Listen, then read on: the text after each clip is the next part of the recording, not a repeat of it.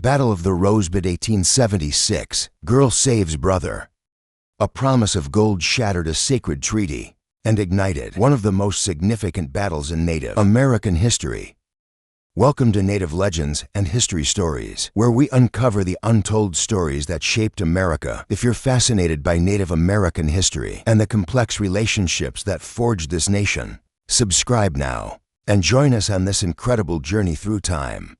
The year was 1874 when Lieutenant Colonel George Armstrong Custer led an expedition into the Black Hills of South Dakota. What he discovered would forever change the delicate peace between the United States government and the proud Sioux Nation.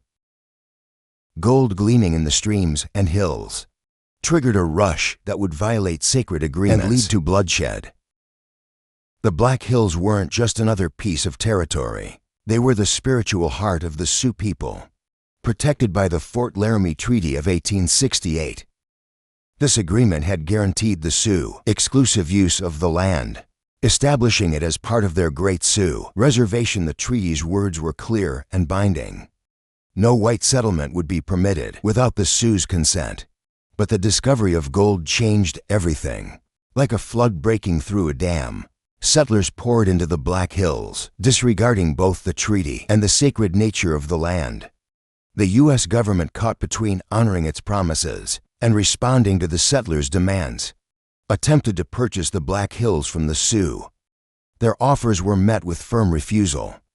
For the Sioux, this was not merely land to be bought and sold, but the very foundation of their cultural and spiritual identity.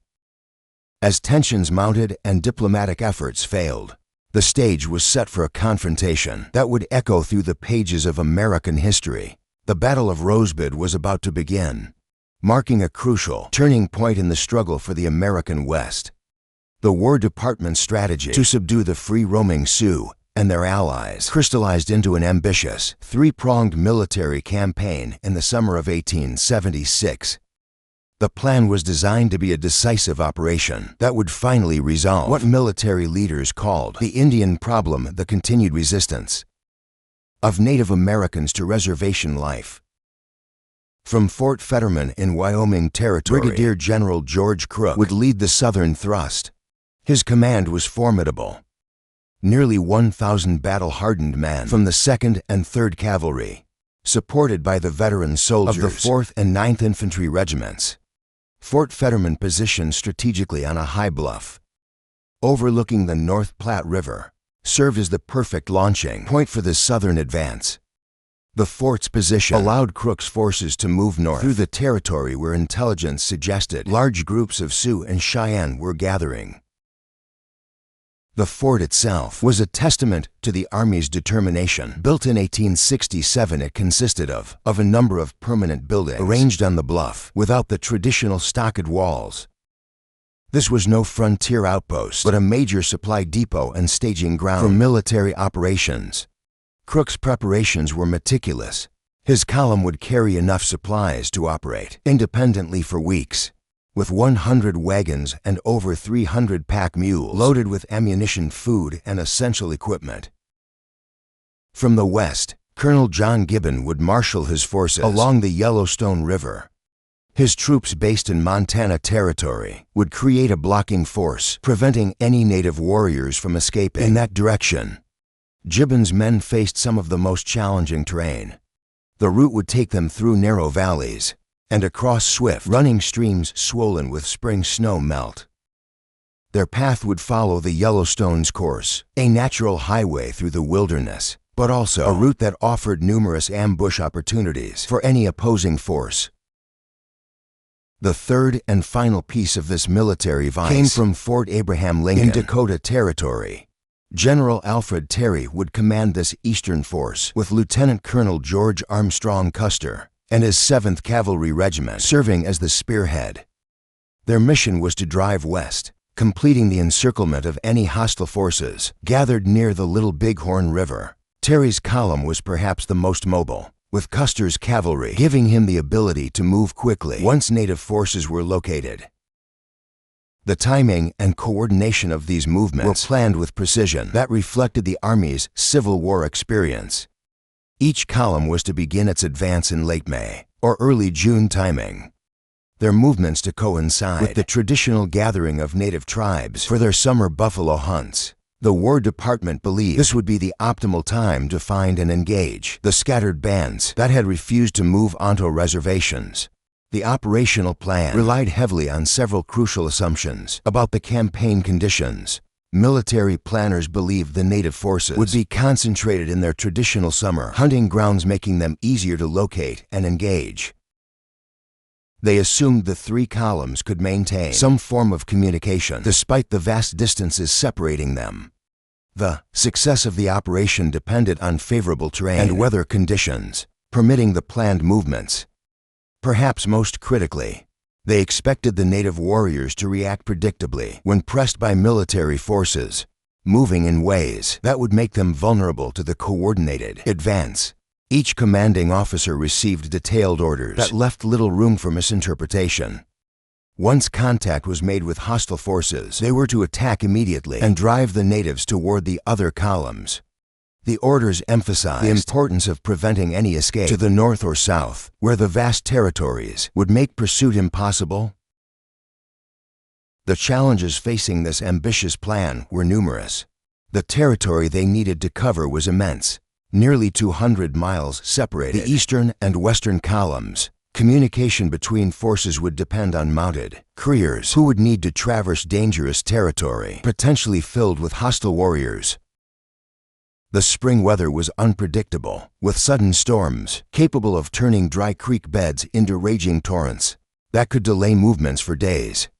Moreover, the Army's intelligence about native movements and numbers was sketchy. At best, reports from Indian agents suggested that large numbers of Sioux and Cheyenne had left their reservations, but exact numbers and locations remained unknown. The Army was essentially launching a massive operation against an enemy whose strength and position they could only guess at. What seemed like a sound strategy in the war rooms of the Department of the Platte would soon face its first major test through General Crook's column. As spring turned to summer, Crook assembled one of the most diverse and well-equipped forces ever seen in frontier warfare. At the core of Crook's command were 14 companies of cavalry and 3 companies of infantry. Their ranks filled with both Civil War veterans and fresh recruits, eager to prove themselves. The cavalry, drawn from the prestigious 2nd and 3rd Regiments, would provide the mobility and striking power essential for the campaign. The infantry companies, though slower, would give the column the sustained fighting power it needed for extended engagements. The logistics of moving such a force through hostile territory required careful planning. Crook's supply train consisted of 100 wagons, each loaded with essential supplies, ammunition, food, medical supplies, and equipment. Supporting these wagons were 320 pack mules, their handlers experienced in navigating difficult terrain while keeping their vital cargo secure.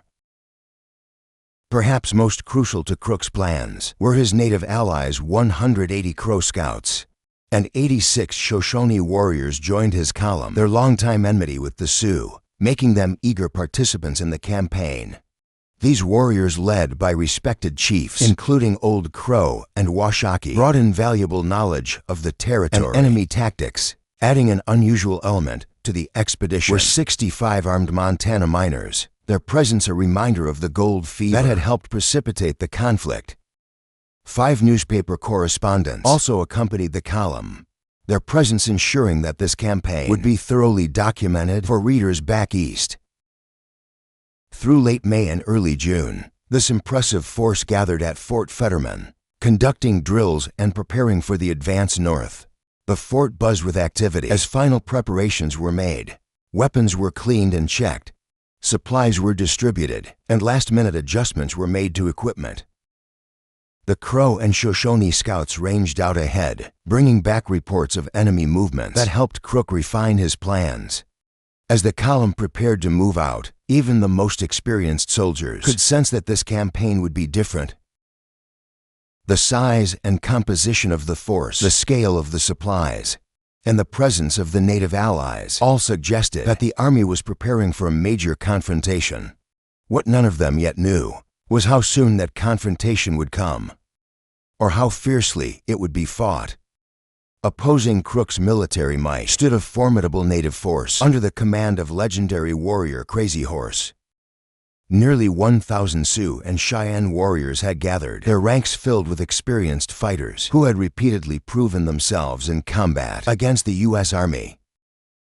Leadership of this indigenous army was shared among several respected chiefs. Crazy Horse, the brilliant Oglala Sioux tactician, held overall command through the respect he had earned in previous battles.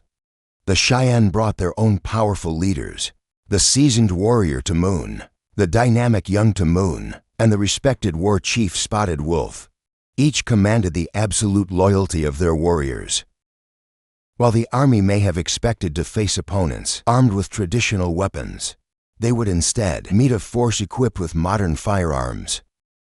The warriors carried Winchester and Henry repeating rifles, sophisticated weapons that could fire multiple rounds without reloading. This firepower would prove crucial in the coming battle, giving them an advantage over the Army's standard-issue single-shot carbines. The first signs of the impending clash came when a Cheyenne hunting party made a startling discovery. Moving through their traditional hunting grounds, they crested a rise and found themselves staring down at an extraordinary sight. The earth itself seemed to have turned black with soldiers. Crook's massive encampment spread across the valley below, the morning sun glinting off weapons and equipment. The hunters could scarcely believe their eyes at the scale of the military force before them. Understanding the grave threat this army posed, the Cheyenne hunters raced back toward their combined Sioux and Cheyenne village on the Little Bighorn River. As they approached their camp, they announced their presence with the traditional wolf howls, a sound that immediately alerted the entire village to potential danger. The camp erupted into activity as warriors and elders gathered to discuss this alarming development. After a swift council, the decision was made. They would not wait to be attacked. Under cover of darkness, Crazy Horse led his warriors out from their camp, with Sitting Bull accompanying them to provide spiritual guidance and moral support. The warriors rode through the night, using their intimate knowledge of the terrain to cover the distance rapidly. Their determination was evident in the way they pushed themselves and their horses, knowing they needed to strike before the army could fully prepare. Dawn was breaking over Rosebud Creek when Crook's Crow scouts, who had been ranging ahead of the main column, detected signs of the approaching warriors. The scouts had seen evidence of a large force moving in their direction and raced back to raise the alarm. Hipsu, hipsu! Their urgent cries echoed through the morning air as they galloped back into camp. The warning caught Crook's forces at their most vulnerable. The general and his officers were engaged in a casual game of cards while their men had unsaddled their horses to let them graze. The camp had settled into a deceptively peaceful morning routine when the first distant gunshots shattered the calm. Though some initially dismissed the sounds as scouts hunting buffalo, the intensity and direction of the fire quickly dispelled this assumption. In those crucial moments, the army scrambled to prepare for battle. Men rushed to retrieve their grazing horses, officers shouted orders through the confusion, and soldiers hastily formed into defensive positions. The Crow and Shoshone scouts, already stripped for battle and their bodies painted for war, bought precious time for the army to organize, engaging the advancing warriors in the first exchanges of fire. The morning air filled with war cries and the thunder of hoofs as nearly 1,000 Sioux and Cheyenne warriors appeared on the surrounding ridges, their weapons gleaming in the early sunlight. The Battle of the Rosebud was about to begin in earnest. The battle's decisive moment unfolded at what would become known as Royal's Ridge. Colonel Royal, serving as second in command to Crook, had recognized that numerous warriors were massing on his flank in an attempt to overwhelm the infantry. Acting decisively, he moved his forces south and west across the ridges and ravines with Captains Guy Henry William Andrews, Charles Meinhold, and Peter Vroom, clearing successive positions of encroaching Lakota warriors. The maneuver, though tactically sound, led Royal's men deeper into peril. His forces crossed the ravine of Colmer Creek and seized the high ground to the southwest, the position that would soon bear his name. What began as an aggressive advance quickly transformed into a desperate defensive action, as Crazy Horse, displaying his tactical brilliance, seized the opportunity to isolate Royals' command from the main force. The numbers told the grim story of their predicament. Royals' force, initially comprising 4 companies of about 40 men, each had been severely depleted. Combat casualties, mounted men were detailed to evacuate the wounded, and every 4th soldier was occupied holding horses in the rear. Their effective fighting strength had dwindled to barely 70 men. Against them, an overwhelming force of approximately 700 Sioux and Cheyenne warriors pressed their advantage from 3 directions. The intensity of combat reached unprecedented levels. The repeating rifles used by the warriors created what survivors described as one continuous volley. Civil War veterans among the troops declared they had never witnessed such ferocious fighting. As one officer grimly remarked to another, "Better die right here than back in the ravine." A soldier checking his ammunition observed to his comrade, "It's only a question of cartridges." The crisis reached its peak when the Sioux, massing their full strength, launched a massive charge against both the right flank and front of Royals' position. The battlefield erupted with war cries of "Yip hip, hi-ya, hi-ya," as warriors urged their ponies forward at full gallop. For a crucial moment, it appeared Royals' entire command would be overwhelmed. In this desperate hour, leadership proved crucial. Officers dashed forward to rally their men. Sergeant Henry's voice rang out above the chaos. "Face them, men! Face them!" Other officers, appealing to unit pride, shouted, "Great God, men! Don't go back on the old third." Their combined efforts raised a cheer from the beleaguered troops, who turned to face their attackers at point-blank range. So close they almost burned the noses of their ponies. They delivered a devastating volley that drove the warriors back nearly 200 yards. During this intense fighting, Captain Henry was severely wounded, a bullet tearing through his face from cheekbone to cheekbone.